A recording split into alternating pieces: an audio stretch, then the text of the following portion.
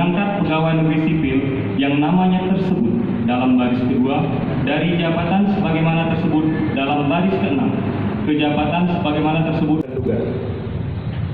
Ketiga, apabila di kemudian hari ternyata terdapat kekeliruan dalam keputusan ini, akan diadakan perbaikan sebagaimana mestinya.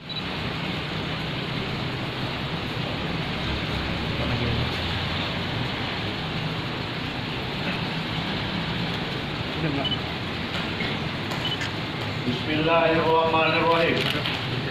Dengan memanjatkan di lingkungan pemerintahan Kabupaten Lahat, saya percaya bahwa saudara-saudara akan melaksanakan tugas dengan sebaik-baiknya sesuai dengan tanggung jawab yang diberikan. Sumpah dan janji jabatan. Janji jabatan, saya ingin bertanya kepada saudara-saudara, apakah saudara-saudara bersedia mengucapkan sumpah? Sedia. Menurut agama apa? Islam. Selanjutnya, kami persilakan kepada saudara-saudara untuk mengucapkan sumpah janji jabatan sesuai dengan agama masing-masing.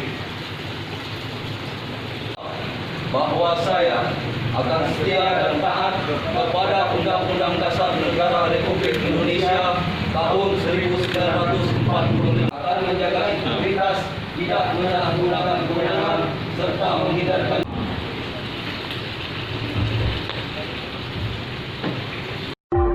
Thank you.